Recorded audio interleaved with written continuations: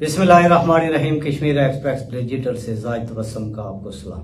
5 अक्टूबर कल बारोज जुमेरात आज़ाद कश्मीर में एक बार फिर अवामी हकूक़ की जदोजहद करने वाली सिविल सोसाइटी, अंजुमन ताजरान, ट्रांसपोर्ट यूनियन, एक्शन कमेटी एहतजाज पर जा रही है। हुकूमत को दी जाने वाली डेडलाइन तकरीबन ख़त्म हो चुकी है, लेकिन हुकूमत अभी तक गिरफ्तार जो लोग हैं उनको रिहा नहीं कर सकी।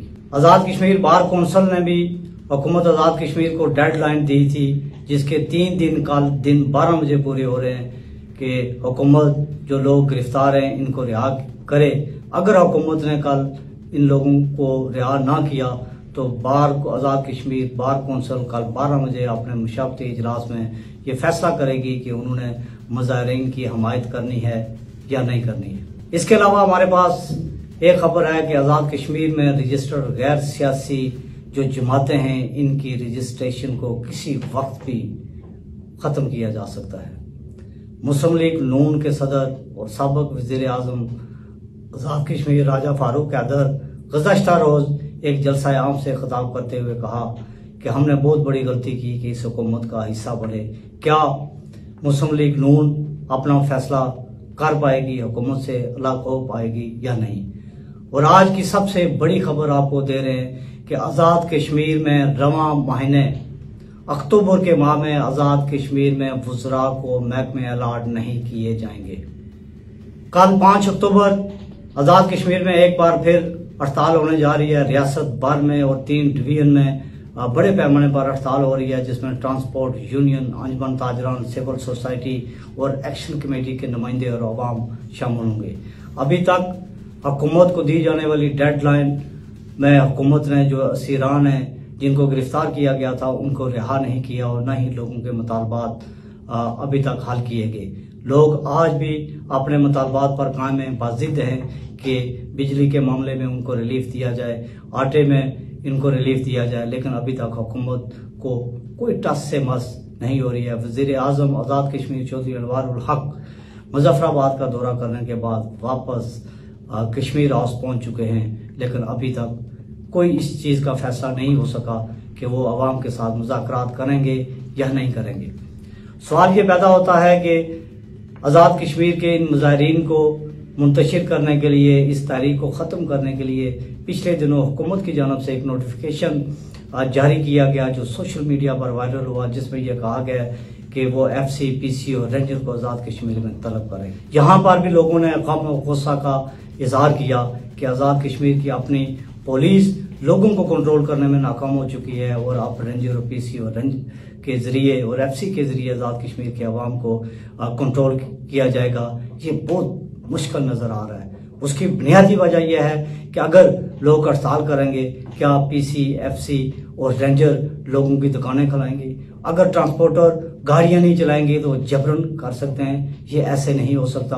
हुकूमत अगर इस किस्म का कोई फैसला करने जा रही है या सोच रही है तो ये हुकूमत की बहुत बड़ी भूल होगी। अगर हुकूमत चाहती मुजाहिरीन से मुज़ाकरात किए जाते, संजीदा तरीके से किए जाते, उनके मसाइल को गौर किया जाता, उनके मसाइल हल करने की उन्हें यकीन दहानी करवाई जाती तो शायद ये नौबत ना पहुंचती। लेकिन कुछ अनासर इस तहरीक को तूल देने के लिए हुकूमत की सफ़ों में बैठे हुए हैं, जो ये नहीं चाहते कि हुकूमत मजबूत हो या वज़ीर आज़म को रिलीफ फंड मिल सके, बल्कि अवाम और हुकूमत के दरमियान ये खींचा तानी की जो रवश है वो कायम और दायम रहे, तब भी उन लोगों के अपने मकासद पूरे हो सकते हैं। जहाँ तक अवाम ये मुतालबा करती है कि आज़ाद कश्मीर में हमें बिजली फ्री दी जाए, तो मैं ये समझता हूँ कि बिजली फ्री तो उस तरीके से नहीं मिल सकती, क्योंकि बिजली जो खर्च करेगा उसको बिल तो देना पड़ेगा। बिल्कुल फ्री का जो मुतालबा है ये समझ से बालातर है, लेकिन एक बात है कि हुकूमत इनको रिलीफ दे सकती है, क्योंकि आज़ाद कश्मीर के अवाम रिलीफ मांग रहे हैं। हुकूमत अगर रिलीफ के वाले से कोई इकदाम करे तो ये कर सकती है। देखना यह है कि ये तहरीक कब, कैसे, क्यों पैदा हुई, इसकी वजह क्या बनी, लोग इतने अग्रेसिव क्यों हुए। ये जब आज़ाद कश्मीर में बिजली के बिल्लात में इजाफा करने की बात की जा रही थी तो हुकूमत, वज़ीर आज़म और काबीना को इस चीज़ का इल्म ही नहीं था। वो जो डीजी कमर्शियल बरक़ियात थे उन्होंने एक समरी सेक्रेटरी बरक़ियात की जानब भेजी, टैक्सेस में इजाफा करके उन्होंने मंजूरी दे दी और इन्हीं के दरमियान ये बात चल के ये टैक्सेस नाफज कर दिए गए, जो बाद में काबीना के इजलास में भी वज़ीर आज़म ने इस चीज़ की सख्ती से हदायत भी की और गुस्सा भी किया कि ये मुझे इत्तला दिए बगैर ये इतना बड़ा कदम कैसे हो गया। लेकिन वो हुआ, अवाम अग्रेसिव हुए, अवाम ने अपने मुतालबात के लिए मुजाहरे करना शुरू किए, लेकिन दूसरी जानब हुकूमत भी इस मामले को कंट्रोल करने में नाकाम रही। और हुकूमत अगर हुकूमत चाहती तो वो ये मसला हल कर सकती थी, लेकिन हुकूमत ने उस तरीके से इसको संजीदा नहीं लिया कि ये चंद लोगों का मसला है और उसके बाद ये मुजाहरे करके चुप हो जाएंगे। लेकिन यहाँ बात ना तो रियासत की है, ना रियासत पाकिस्तान की है, ना पाकिस्तानी अदारों के खिलाफ कोई बात की जा रही है, ना हुकूमत पाकिस्तान के खिलाफ की जा रही है।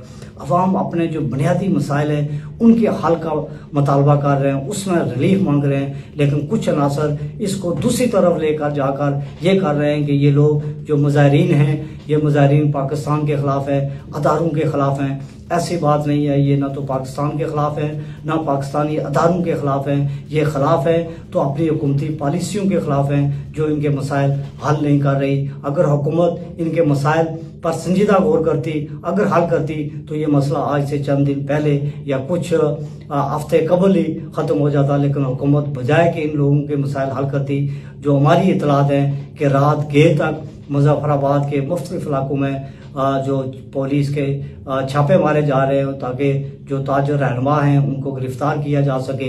मैं ये समझता हूँ कि ये मजीद तेल छिड़कर आग लगाने वाली बात है, इस मसले को ठंडा करने वाली बात नहीं है, क्योंकि वज़ीर आज़म को ये भी सोचना पड़ेगा और ज़रूर सोचना पड़ेगा कि फर्द वाहिद की हुक्मरानी ये डंडे से ये कौम भी आपकी बातों में नहीं आएगी, क्योंकि जो अवाम के बुनियादी राइट्स हैं वो मांग रहे हैं कि ये किसी रियासत के खिलाफ, किसी मुल्क के खिलाफ, किसी अदारे के खिलाफ ये मुजाहरे नहीं हो रहे हैं, जंग नहीं हो रही है, नफरत नहीं हो रही है, लेकिन ये नफरत फैलाई जा रही है। इस पर भी हमें सोचना पड़ेगा, इस पर हुकूमत को भी तवज्जो देनी पड़ेगी और अवाम को भी ये देखना पड़ेगा कि वो जो भी है वो अपने जो मुतालबात हैं उनकी हद तक फोकस रखें।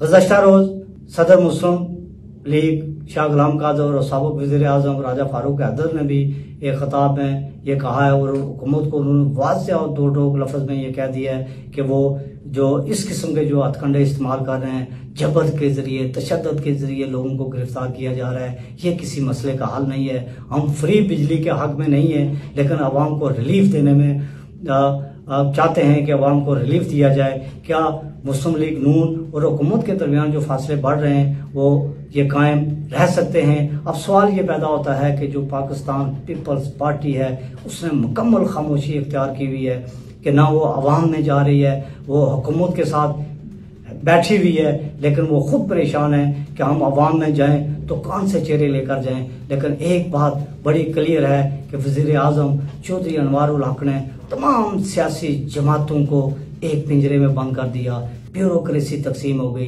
साफ़ी तकसीम हो गई, सिविल सोसाइटी को तकसीम करने की कोशिश की जा रही है, वकला को तकसीम करने की कोशिश की जा रही है, लेकिन ये तकसीम दर तकसीम का अमल कब तक चलेगा? क्या इसमें हुकूमत की कामयाबी हो सकती है या नहीं हो सकती है? ये भी हम आइंदा व्लॉग में आपसे बात करेंगे। आज का प्रोग्राम इतना ही। कश्मीर एक्सप्रेस डिजिटल से जाहिद तबस्सुम को इजाज़त दीजिए। अल्लाह हाफिज़।